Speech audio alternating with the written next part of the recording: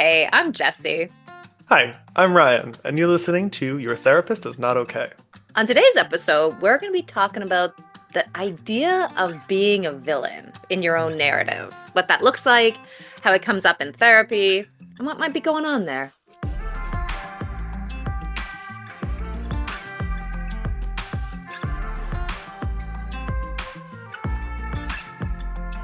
We'll kind of try to take a nuanced approach to thinking about what are villains, when do we respond to our client feeling like a villain, being labeled as a villain, or what do we do if our clients are telling stories where we're like wondering if they're the villain? Yeah. And we're going to focus on today about all these nuances about what villains are and what might be coming up for clients. And then on our next episode, we'll talk about how to address villainy as a therapist. What do we do to work with that? Absolutely. So, Jesse, what's a villain? Just kidding. Yeah, no, fair enough. Um, it's kind of a fun word. It can also be a word that I think, yeah, we decided we really wanted to define. Mhm. I think it's when you don't get to be the hero of your own narrative. Maybe you've done something wrong. Maybe you take on the badness that someone else is doing for us, thinking like, I did this, so I deserve it. It could Mm. be sometimes where we've actually done wrong and we have to own up to our mistakes. So, villain is kind of a catch-all term to just mean like those dark spots in our life that we don't necessarily want to look at, or when someone else has made us seem like that kind of character. Yeah, I think for me it kind of leans into a binary understanding in some ways of like every story has a hero and a villain. Yeah. And that's like such a common way that narratives are structured in the way that we learn growing up in most cultures, and very much the way our legal systems are structured. Like, there's a lot of stuff in our society that is built to kind of say, like, there's one person that's right and there's one person that's wrong, and that's our hero and our villain. Mm.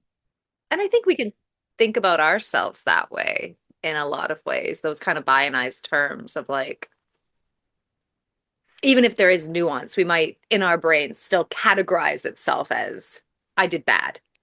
Hmm. I'm not, and therefore I'm not a good person.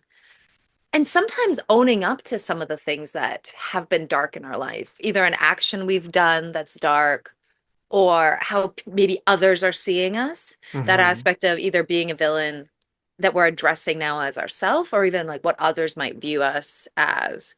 Can be some real beautiful work you can do with that, of kind of figuring out who you are in that. Empowerment, if other people think that you're a villain because you've done something, and you start to own actually who you really are and allowing Hmm. their narratives to be whatever they need to be, can be a sense of freedom in that. So there's a lot of stuff that you can do in therapy with this topic, and we're going to be touching on some of those things. But it's not always all bad being able to start to think about this stuff. In fact, I think there's a lot of potential for growth and healing in it. Absolutely, yeah. It seems really like an area where there are sometimes multiple narratives happening at the same time, right? And we're disentangling our narrative from someone else's narrative. And there might be times where we do ultimately feel like some shame or some need for accountability for actions that we've taken or actions someone else has taken. But also being able to empower clients, empower ourselves to kind of think about like, okay, well, maybe just because someone else says I'm the villain in their story doesn't mean that I am the villain in my story. Mm, And yeah. sometimes finding peace with that. I know I'm the villain in a number of people's stories, and there's certain roles that hearken to that more than others. Right? I've trained a lot of people. I've not always been perfect in that training. I've definitely made mistakes. Definitely had Mm, things that I have been and needed to be held accountable for. And there were times when I just had to let someone think of me the way they think of me, mm, and keep doing the best that I can do without making my narrative be all about that. Just find peace with being a villain to someone else. yeah. Yeah. Sometimes we also need that narrative, and we'll talk about this too, of like, what does that give us to think we're the bad guy? Hmm. What is that kind of maybe perpetuation of shame? Yeah, If I lose this part, maybe I lose a core piece of me that isn't good enough. And that repetition of a narrative maybe we felt ever since we were a kid. absolutely. Yeah, I love that kind of exploring how identity gets tangled up with being a villain or being a hero. Um, absolutely. And so I guess I kind of we're talking a lot about the idea of villains, and I'm also thinking about how much this is coded by society, right? Hmm. And there are certain folks that are often depicted as villains or found to be villains in like, legal things or social discussions about something. Mm. And as we often talk about on this podcast, queerness is heavily impacted by like mainstream society in this regard. And often villains, even if you think about a lot of classic Disney villains, they are queer coded, right? There's a lot of literature and research that's been done into this area, but think about like Ursula, a big, Yeah, powerful woman. A lot of people think is queer coded, that she's giving lesbian vibes. And if you think about like Jafar, like right he's got this pencil thin mustache. He's got a higher than average male voice. Like there's a lot of little things. Scar, in The Lion King, he's got this sassy little saunter, and he does things like in kind of a campy, sassy kind of way that you'll just always notice that those things are the villains, where our heroes are our dainty damsels and our masculine, powerful men that are just much more gender stereotypically normal. So sometimes just expressing queerness can get us labeled as a villain. absolutely. Yeah, I really like that point because then queerness in itself is just bad. You're a bad person. Don't have that higher affective voice. Don't go into theater. Don't do some of these things that might be free expression. Don't be. And what goodness is be heterosexual, be manly, be this masculine man. That's how masculinity is, and that's the good way. It really does, in a very kind of disciplinary power way, have us start to self-police Hmm. ourselves within like that kind of aspect of fettering ourselves in chains ourselves to make sure we don't come across as the villain, but also Hmm. other people do. That way that we might be looked at in a certain way. Um, and how those aspects of social policing can make us feel really ostracized if we get some of those characteristics that can come through movies and the media we watch that are labeled as bad, queer as bad. This Hmm. expression of masculinity is bad. Hmm. Yeah, as you were talking about that, I was thinking of just kind of this like even when folks don't directly modulate the way that they present their gender, there's still sometimes this kind of adage or expectation of like don't draw attention to it, right? It's something that people say out loud a little bit less often these days, but the kind Yeah. of like, it's fine if you're gay, but don't like rub it in my face. And it's like, Yeah. what is rubbing it in your face? Is that kissing a partner in public? Is that holding someone's hand? Is that just like appearing a little bit more feminine? Hmm. Yeah. And this gets internalized as well. And I guess that's more kind of, I guess that's more in the next topic that we're going to talk about. But we were going to come to thinking about how internalized homophobia can show up with villainy as well. Oh, absolutely. I'm also thinking about danger. Mm. If I think about women that don't present as that kind of aspect of feminine, there's a real fear there that they can be targeted for hate crimes that Hmm. same with we're talking about masculinity as like as well they can I wouldn't say that there's one over the other. There's fear in both places of you're not fitting this norm, and then you see something that is just a regular kids film has actually created this dynamic of what is acceptable and safe and what is unacceptable, dangerous, and really unsafe, and has real consequences if you abide, like if you have that kind of affect.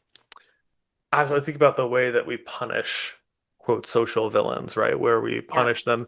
Sometimes it's overt and physically violent, overt and verbally violent, and sometimes it's more ostracization, not inviting them, not using the correct pronouns, various things to that done with intention, Yeah. are a way of punishing someone for being outside of the norm. Yeah. Um, and that label of villain allows people to treat people cruelly with impunity.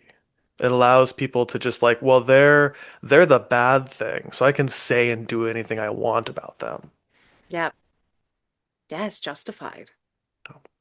Yeah. It's rare that I get the opportunity to use the word impunity in a I sentence, was and I very impressed. really enjoyed it. I was like, do I need to Google that? I'm like, no, no, listen to what the rest of they're saying. This also comes into other normative values. Hmm. Um, I remember early on when I was going to church that like the divorced couple is the scandalous couple. Or if you're divorced, you get labeled as what did you do wrong? Or that's not the way. Or you failed at marriage. Like you become this kind of broken failure or failed person and you become this pariah in Mhm. church.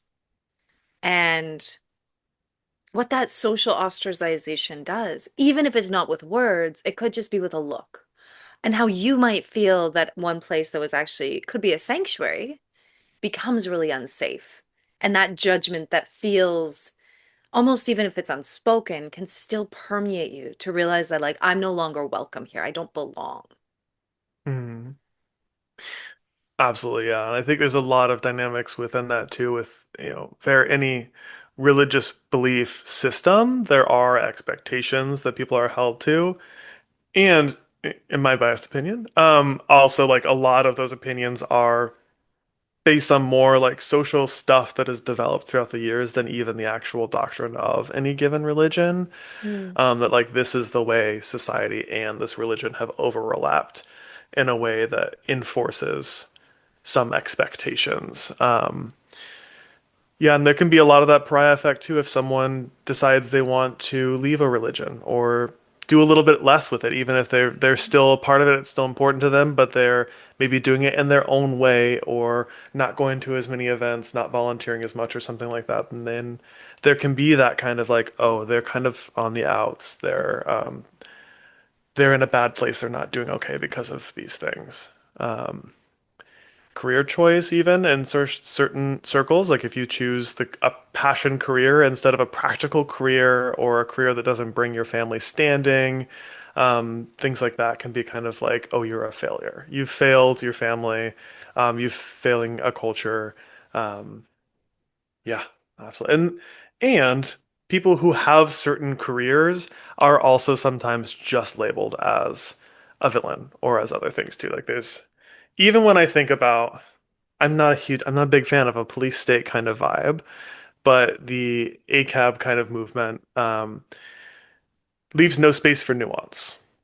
'Cause Mm. I also often, much as I would think of folks in the military, are often forced to do things that they have no desire to do, and Mm. they're trained and encoded into that. I also often think about law enforcement might not always have a choice in what they're doing. There might be trauma leading to that, and that's kind of where adding nuance to the whole villainy story helps us understand multiple angles of what someone's going through.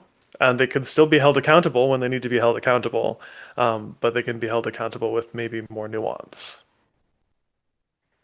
I'm also thinking about what some of these things you're talking about would create in our minds, the Mm. assumptions. I'm actually thinking of fat as villain. Um, and the assumption that you are out of control, Mm. that if you, let's say, want to have something unhealthy, that's all you eat. Or have you, like, you're having maybe a chocolate bar, you've had seven today, I'm sure. Those Mm. assumptions, if you're an unhoused person, you're definitely on drugs, or you definitely have had, like, you've made this choice. You're lazy, you haven't worked enough. There's like when you're kind of bringing this stuff up, my mind's swirling into thinking like the way that we create these assumptions before someone even opens their mouth based on all of these kinds of, you and I've talked about this before, but like the symbolic order of like what is good and what is bad, villain. Hmm. Yeah, absolutely. Yeah. And that comes up with sex work as well. Like, I think a lot of people have the base assumption that sex workers are doing something wrong or are not okay. Um, they would be labeled as the villain in the story sometimes if like they're someone is hiring them who's in a relationship or who is a certain social class or something like that, certain standing role expectation, etc. Mm. So often, like a sex worker is the person that gets thrown under the bus with that instead of, the person that messed up the situation. I often say people like talk about the idea of home wreckers, right? That's another place someone might be labeled as a villain, like, oh, you're a home wrecker. I'm like, I always say not your home to wreck, right? They Mm. wrecked Yeah. their own home. You're not Yeah. responsible for that. Yeah. 100%. And like that aspect of like all the narratives we create Hmm. and don't really question around our own kind of filtered down understandings of good and bad. And very easy to be in the camp that everyone accepts. Hmm. Very easy to be this, like, let's say, heterosexual, normative bodied, white individual. Very hard to be anyone else that doesn't capture that very nuanced idea of what good is. And the repercussions of that is, as we were talking about, there's so many. And they're often not neutral. There's a lot of ostracization, like the way people will move away from you, having a fear response, that fear response turning violent. Oh yeah. Hmm. Hmm. Yeah. And I think about kind of the shame that often we end up internalizing from that. We start to bring on board because we're treated by a villain so much that we're like, okay, maybe I am a villain. Maybe I am doing the wrong thing.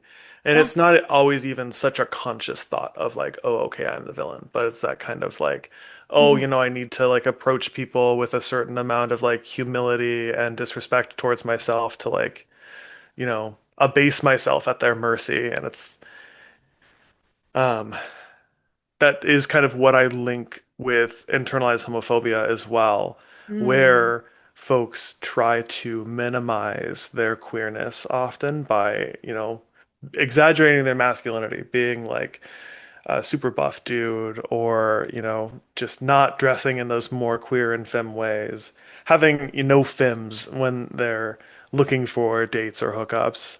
Um, Yeah.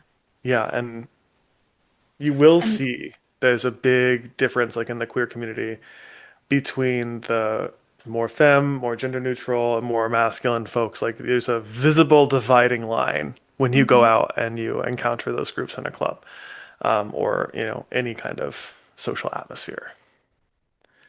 And we've talked about this before. So definitely check out that podcast actually if you're interested in internalized homophobia. We've definitely, that was a listener question we did. But one of Hmm. the things we had talked about there that I want to bring up now, especially when we're linking with good and bad, Mm. is passing as Yes. good. Yes. Yeah. Absolutely. Absolutely. There's that kind of expectation on trans folks to be so towards the like idealized heteronormative image of a man or a woman that to be successful as a trans person you have to be this the most beautiful woman or the most hunky man that there ever has been, even if Mhm. that's really not quite what matches your gender expression. I mean, folks who are gender expansive, there's the word right there, expansive. It's like Mhm.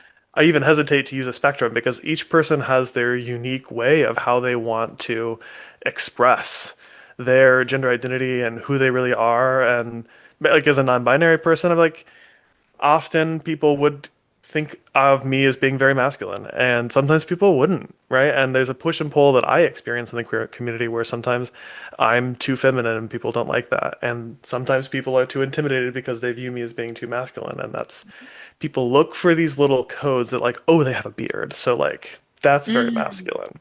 And within the non-binary realm, there's often the pressure of like owing people androgyny, right? That I Mhm. have to look like somewhere in between the genders, and like you can't quite tell, and that's what makes me non-binary.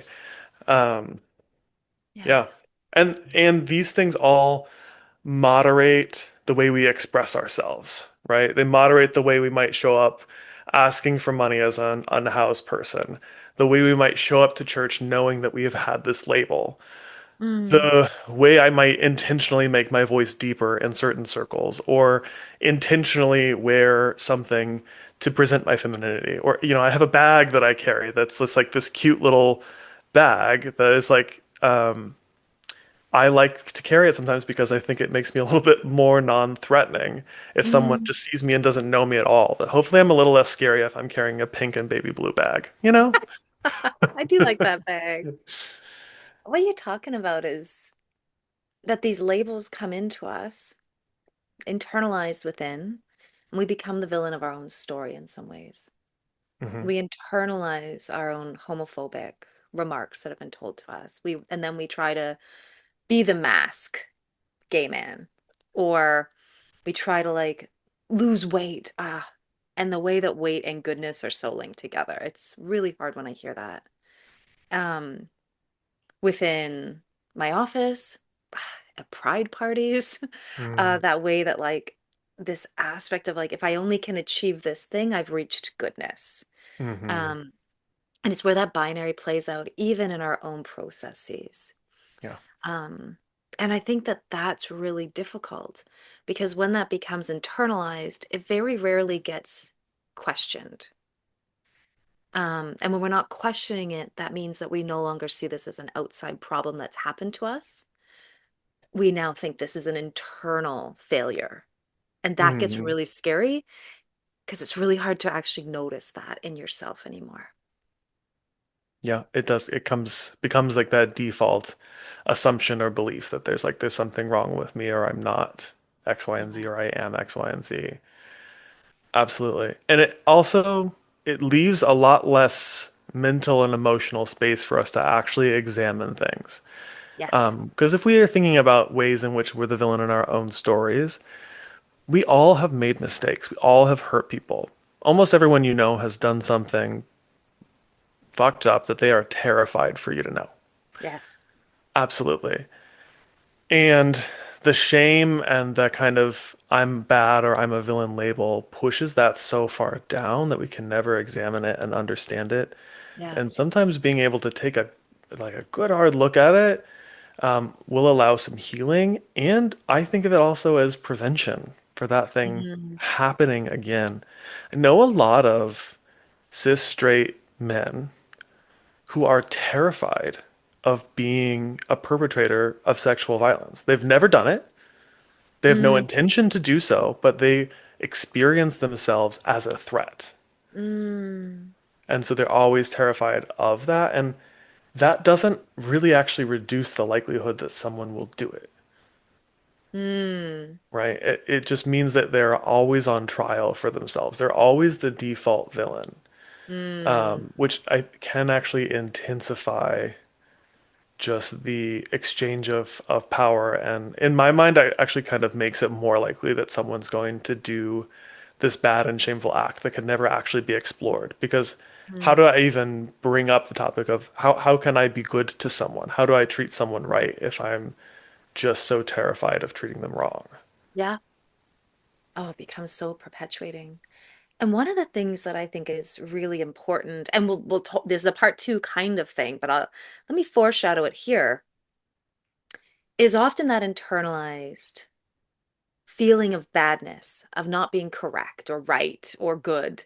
Mm, What's it doing to you? What's it? This is a question I really always explore. So that's where it becomes part two. But what I'll ask right now is often we need that narrative for some mhm, reason. And what is it for you to feel like you're a perpetrator or to feel like you're bad, to feel like if only they knew, they'd mhm, actually hate me?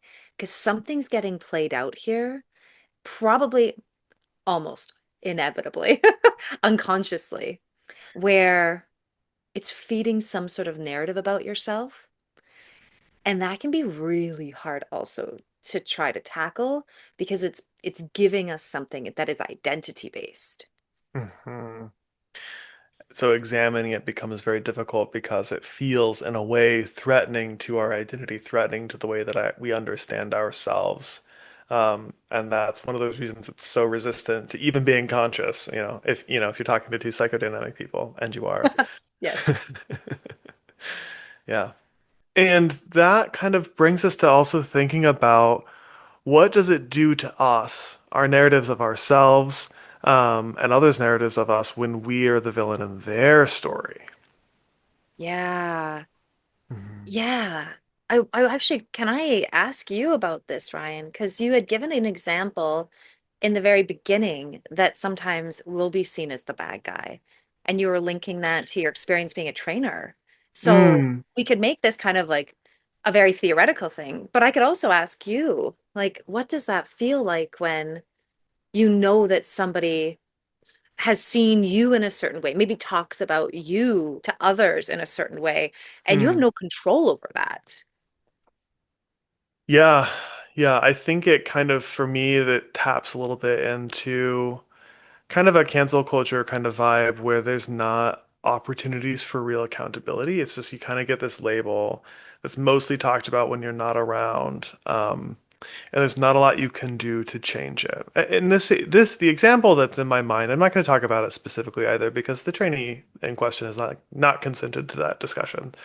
Um, but like I did make some mistakes. I think the grand scheme of the track that I took was like what I would have done, but I would have done it very differently given the opportunity to do it again. And in fact, I did in other cases later on. I learned from that. Um, but for this person, like I am canceled. I am the bad guy. Mhm. Um, and that was really hard for me for a while. That was really difficult. And I wanted to really do my best to never be in that situation again. And that's good. There's potential for growth there. And it's probably helpful that I was literally surrounded by therapists throughout this. And so I had a lot of opportunities to reflect on what happened and what I Mm, would do differently in the future. And to reflect on where this was more in some parts of the scenario, really more about that trainee and not so much about me. But ultimately, it was both. And taking the heat off of the disagreement of who was the villain, basically, and just saying, like, okay, I'm his villain. I'm his villain in this story, in this part of his life. yep. Okay, that's fine. I don't have to accept that. I can accept that that's his narrative and totally understand why it's his narrative. But I'm not going to allow it to become my own narrative where I internalize that and like, oh, I am the villain. I'm a flawed person who does make mistakes. Um, but the feeling of that is just this like shame, this hypervigilance, this desire to just like fight against it so Yeah. much Yeah. that it wasn't until I kind of just accepted that and felt less shame around it that I was actually able to learn and grow for it. So the Yeah. label of villain did nothing to help anyone, is kind Mm, of what I'm coming to with that. Whereas the having the conversation of what would have been better for you, what could we do differently, what could you do differently, and just because of the intensity of the feelings at that time, like that conversation was never had yeah. with the other party. It was had with other people. Yeah. I think for myself, um, being labeled villain set off a cascade of deep learning for myself. Mm, I grew up with a past that I realized I couldn't really relate to anybody, like in university and growing, like, and being in new worlds with, that I monitored and was hypervigilant on how people viewed me. Um, Felt unseen and a little bit isolated, but I kept myself safe by always maintaining a certain image.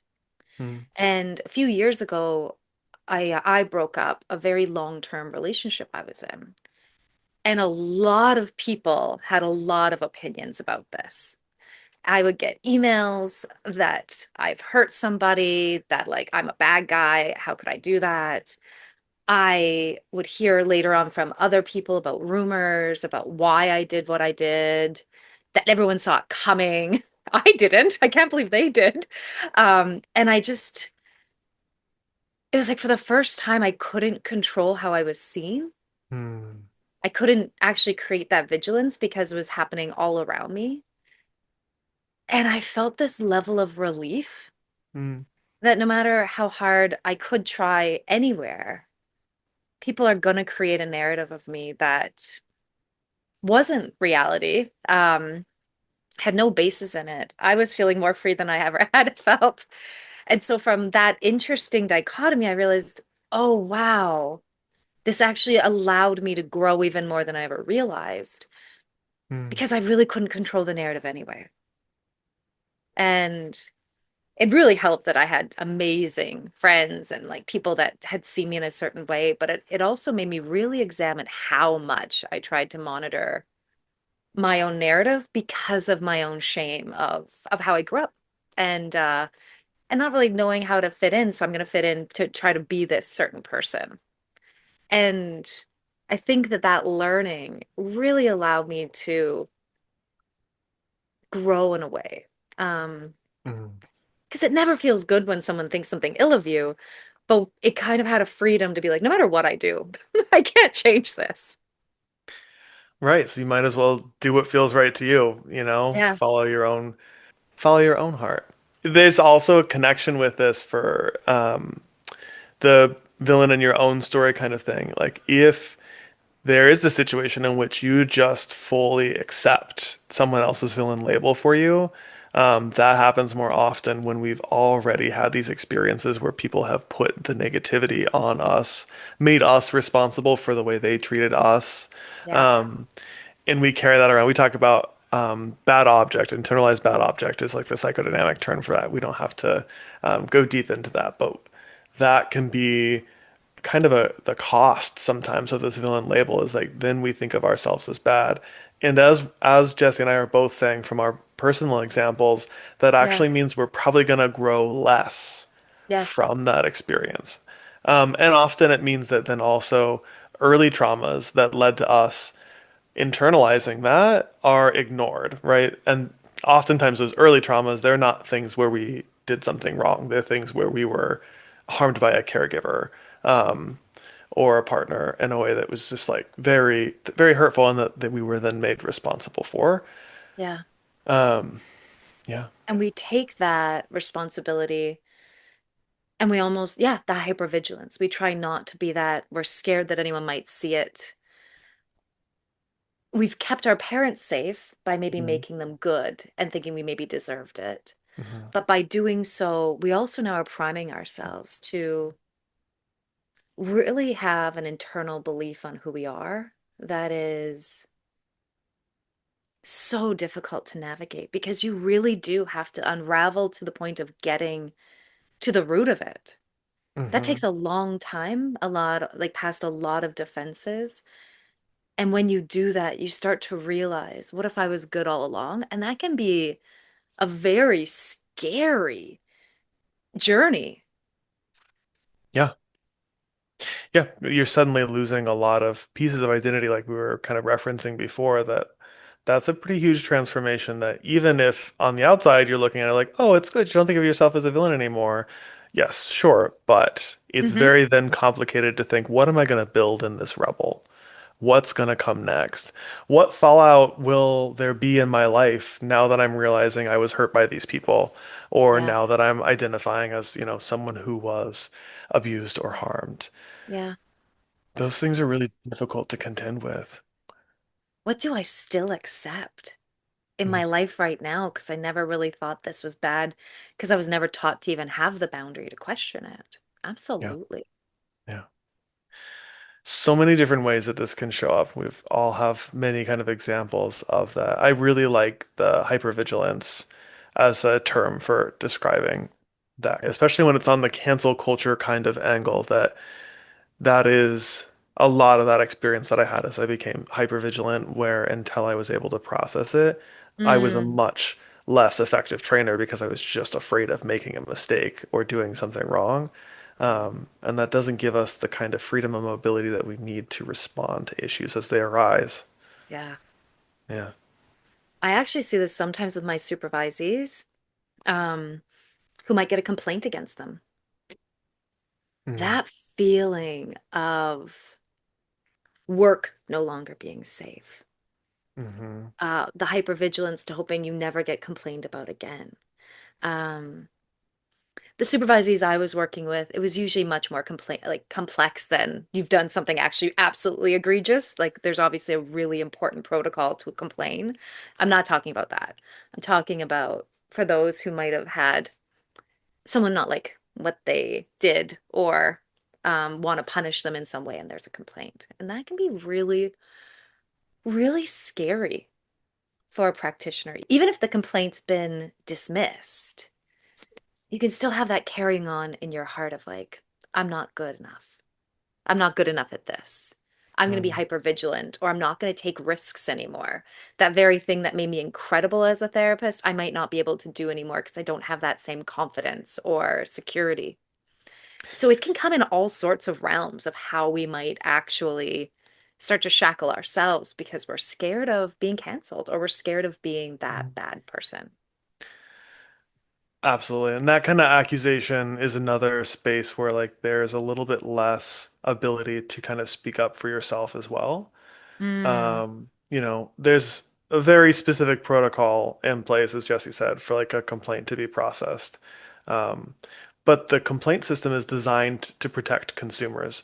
So you're kind of assumed to be bad until you can prove otherwise if a complaint is presented.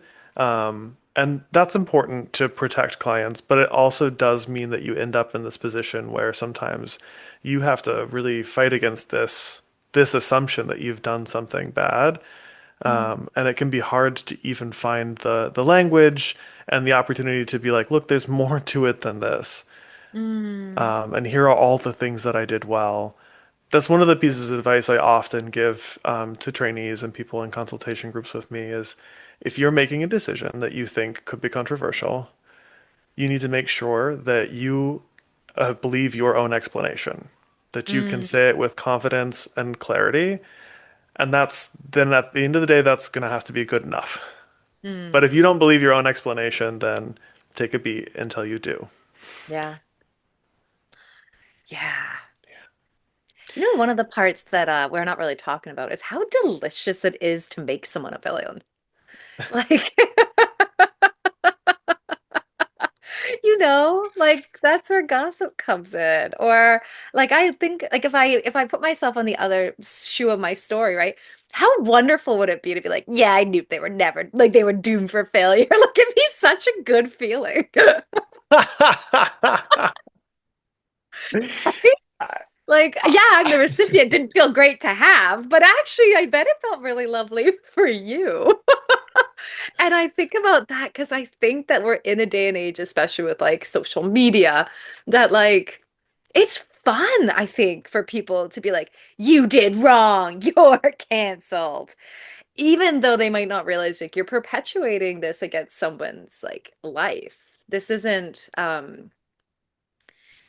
This isn't a game for them. Like this isn't just like this has consequences is what I'm trying to say, you know? Absolutely, yeah, yeah. I do think sometimes that we like to cancel out people to take attention off of ourselves, even if Mm, it's not like a whole planned. We don't have this whole spin doctor approach to our lives or something where we're trying to do that. But if you're focused on what other people are doing wrong, you don't really have to pay as much attention to what you're maybe doing wrong or what maybe you maybe could improve on.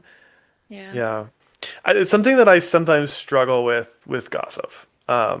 Is that I have a hard time not thinking about the person being gossiped about. Yeah, Because I'm like, exactly. oh, I wonder if they really are. And this is coming from a person I don't like a lot of people, but Oh I no, don't feel they the need don't. to like. I really don't. Jesse knows this. So many people know this. So pretty often when I have a conversation with a stranger, I'm waiting and just waiting for it to end. All love in the world to humanity, but like it's just not my thing. If I you're a sometimes friend or ask a Ryan, like, client. oh, that seems like you had fun. And they're like, I couldn't wait for that to be over. It's just so much energy. And I'm 100% here for my family and my friends and my clients, but I don't know. Anyway, even not liking random social interactions and stuff like that, I still do find myself thinking like, oh, well, maybe maybe there's more going on than we know about. Yeah. I think it really has, and Denise has brought this up a bunch to us too, because she's how should we say, cooler than we are. She has her finger on the pulse a lot more Yeah. than we do of what's actually happening on the interweb. Um, Yep. the She's a information TikToker. superhighway. Yeah. But we see this nowadays with like people coming back and saying how their lives were incredibly like overturned by having that attention on them or having that in like that canceled culture targeting them, Mm. especially women. I'm thinking like last year of like the poor woman at that got caught on camera at the Coldplay concert. Like um we've there's so much more information that came out about that, but I just thought about her shame and like how dangerous it became for her. And something that's really fun for a viewer to be like, haha, it turned into a meme, all of that kind of stuff actually wrecked a woman's life, you know? Yeah. Um, and so many people that have been canceled online or made to be the butt of a joke, made to be the villain. We think we can say whatever we want about them because it's for our entertainment and also because they deserve it. And actually, it very much changes the course of how this person feels safe. Yeah, for sure. We had when we were planning this episode, we had thought of the example of Monica Lewinsky, Yeah, very much becoming the butt of a joke for years, decades, still even occasionally to this day, where it's like that was a very young woman who was just, doing her like first job in the political realm and was taken advantage of.